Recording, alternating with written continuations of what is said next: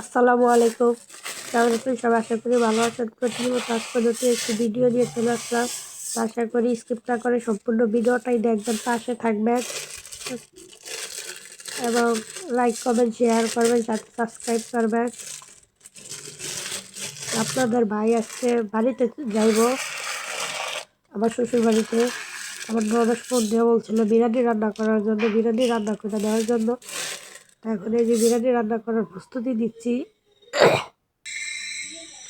কলা প্রচুর বসে গেছে, চালটা ভিজিয়ে রাখছি। আর এখান থেকে কড়াতে মাংস রান্না করার জন্য কড়াটা বসিয়ে দিছি, তেলও সাথে দিয়ে দিছি, পেঁয়াজ দিয়ে দিছি। তো অনেকে ভাববেন যে মুরগির মাংস দিয়ে কেন দেই, বাড়িতে পাঠাইলে একটু ভালো গরুর মাংস দিয়ে রান্না করতে পারি। তো ওইটা কোনো ব্যাপার না, আমার ননদ খাইতে পারে না গরুর মাংস, উনি একটু অসুস্থ, সবাই ওনার জন্য দোয়া করবেন। তো আমার বলছে যে একটু ঝাল কম দিয়ে মুরগির মাংস দিয়ে রান্না করে দিতে। উনি একটু ভয় পায় মুরগির মাংসটা খাইতে, সরি গরুর মাংসটা খাইতে, সেই কারণে মুরগির মাংস দিয়ে রান্না করে দিতাম।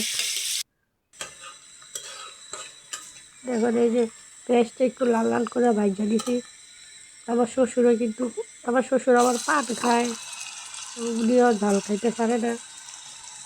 বলছে যে ঝাল যেমন না দেয়, ও মশলার যে ঝালটা ওই ঝালটাই থাকবো, এছাড়া কোনো আলাদা ঝাল মরিচ আমি ব্যবহার করুন না, কয়েকটা শুকনো মরিচ খালি দিব। সবাই অনেকে ভাববেন যে জিরা দিচ্ছি কেন, আমি বিরিয়ানিটা রান্না করলে আমি একটা আদা রসুন জিরা ব্যবহার করি। তো এখন দিয়ে দিচ্ছে যে মশলাটা, রাঁধুনি মশলা।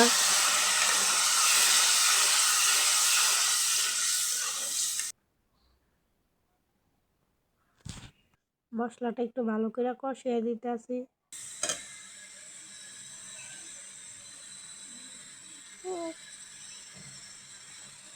পেঁয়াজটা আমি একটু ভালো করে একটু লাল লাল করে ভাজা দিছি, আর এটাতে তো মশলার কালার ছাড়া আর কোনো কালার আসবে না। তো সেই কারণে আর এখানে এই যে টমেটো সস একটা ছিল বাসায়, তো ওইটা দিয়ে দিলাম।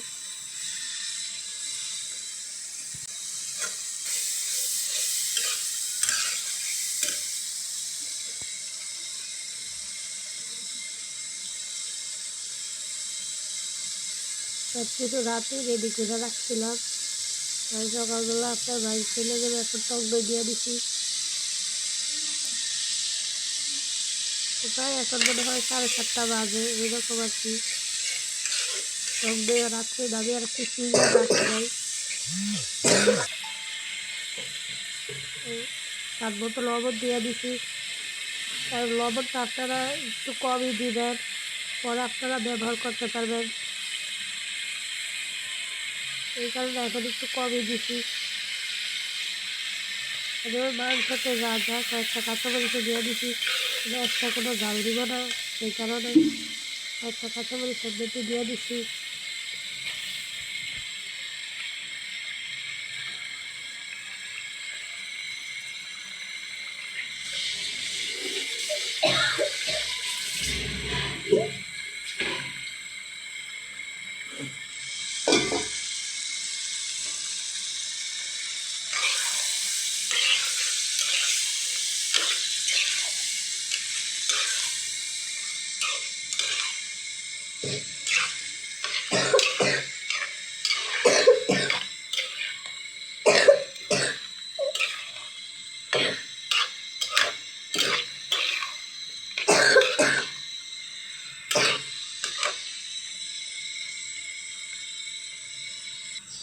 মাংস বসায় মাংস চালটা কয়েক মিনিট ভিজিয়ে রাখছিলাম, তখন কিন্তু ধুয়েই ভিজাইছি। এখন আবার কয়েকটা ধোয়া দিয়ে পরিষ্কার করে নিব। এবার চালটা ধুয়ে দিতে আসি। চালটা কয়েক মিনিট ভিজিয়ে রাখলে বিরিয়ানি বা পোলাও যেটাই রান্না করার ওই সুন্দর মতো চালটা সিদ্ধ হয়। তো এখানে আমার মুরগির মাংসের ভিতরে পানিও দিয়ে দিছি পরিমাণ মতো একটু সিদ্ধ হওয়ার জন্য।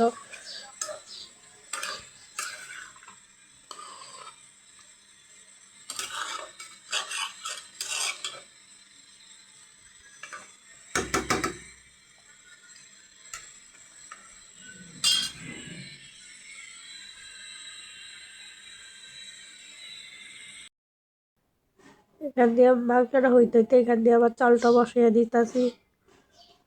অনেকে একসাথেই রান্না করে, ধরেন মুরগির মাংস বা গরুর মাংসের সাথে চালটা দিয়ে দেয় একবারে। আমি আলাদাই রান্না করি, আলাদাভাবেই রান্না করি। এক একজনের এক এক রকমের রান্নার ধরন, সে নিজের মতোই রান্না করে। আমিও আমার মতোই রান্না করতেছি। আমি মনে করি আলাদাভাবে রান্না করলেই সুবিধাটা একটু ভালো হয়, পরিমাণটা বোঝা যায়। চালের ভিতরে কতটুকু তেল দিলে চালটা, আবার পানি দিলে কতটুকু পানি দিলে সিদ্ধ হইব, আমি ওই পরিমাণ অনুযায়ী আর কি আলাদাভাবেই রান্না করি।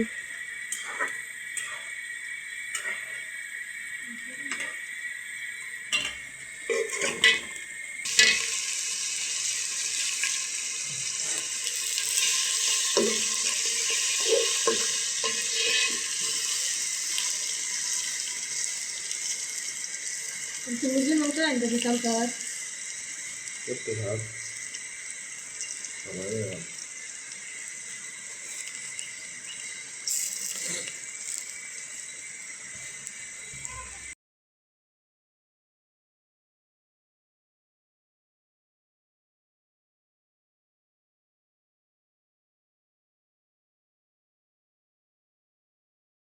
ওই যে আদা রসুন জিরা চালের ভিতরে দিয়ে দিছি। কার এসো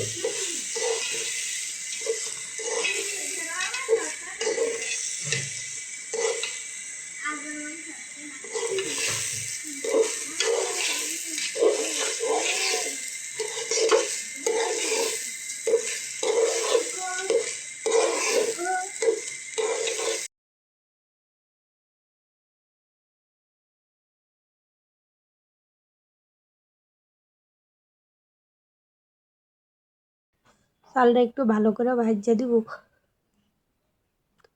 ভাজা পরিমাণ মতো পানি দিয়ে দিব। অনেকে ভাববেন যে পরিমাণটা কীভাবে, আমি একটু ঠান্ডা পানি দিয়ে, আমি গরম পানি ব্যবহার করি না, অনেকে গরম পানিও ব্যবহার করে, আমি ঠান্ডা পানি দিয়ে সমস্যা হয় না। আলহামদুলিল্লাহ আমার সব কিছুই ভালোই হয়। দেখছেন তো চাল কতটুকু, ওই অনুযায়ী আমি পানি দিছি।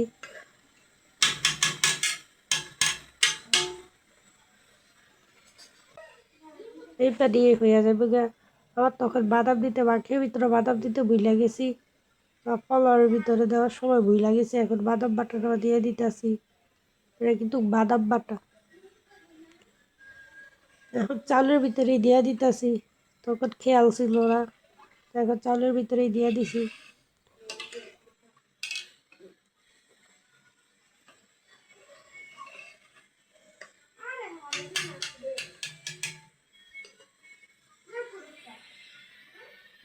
এক সাইডে চালটা বসিয়ে দিছি, আর এই সাইডে দিয়ে মাংসটা কষিয়ে দিতেছি। এখন ঢাইকা দিতেছি। প্রায় পানিও কমে আসছে, আমি এর ভিতরে অনেকবার লাইনা ছাইড়া দিছি, মাংসটা ঢাইলা দিব। কথা বলতেও কষ্ট হয়, সব বন্ধ, নাক কান সব বন্ধ হয়ে রয়েছে, নিঃশ্বাস ফেলাইতে কষ্ট হয়।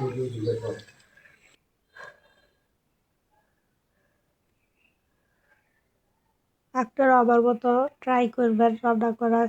আমি যেভাবে রান্না করছি, আপনারা ভাববেন যে চাউল কতটুক দিছি। আমি চাউল প্রায় 1 কেজির কাছাকাছি দিছি, 1 কেজি থেকে কিছু অংশ কম, হয়তো বা 200 গ্রাম চাউল কম এরকম হইতে পারে।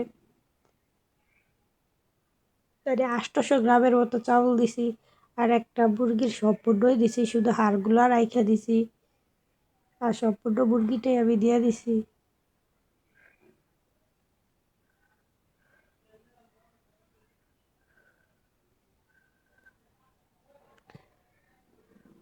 এই যে আবার যতটুক মশলা ছিল ওটুক আবার দিয়ে দিছি, বেশি মশলা দিই নাই, কারণ আমার নরস অত তৈলাক্ত কিছু খাইতেও পারে না বেশি একটা, আর ঝালও খাইতে পারে না, তো আমি ওই আন্দাজ মতোই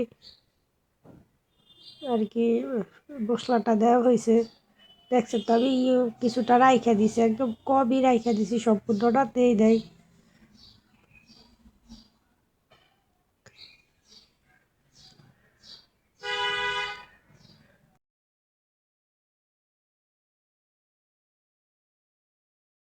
ঠিকঠাক করে দিছে আলহামদুলিল্লাহ, সব কিছু ঠিক আছে। দেখেন ফাইনাল লুক কত সুন্দরভাবে সিদ্ধ হয়ে গেছে। দেখতে যেরকম সুন্দর, খেতে সব কিছু পারফেক্ট, একদম কোনো কিছুই কম নয়।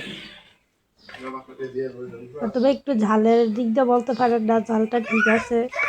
অথবা যারা একটু ঝাল খায় তাদের জন্য একটু এক্সট্রা গুঁড়ামরিচ দিলেও হতো, কিন্তু তা ঠিক আছে সব কিছু। এখন এই যে বক্সে করে দিয়ে দিব রে। আমার শ্বশুরও কিন্তু এসব খাবার খুবই পছন্দ করে। উনি পিঠা বা খিচুড়ি বিরিয়ানি এগুলো খুবই পছন্দ করে। আলহামদুলিল্লাহ, দেখেন এত সুন্দর নরম হয়েছে মাশাআল্লাহ। যদি একটু শক্ত থাকতো তাহলে কিন্তু কেমন যেন দেখা যায়, তার যদি বেশি নরম হইতো তাহলে চামচ আর লাগিয়ে থাকতো, কিন্তু তা মাশাআল্লাহ এত সুন্দরভাবে হয়েছে নরমটা।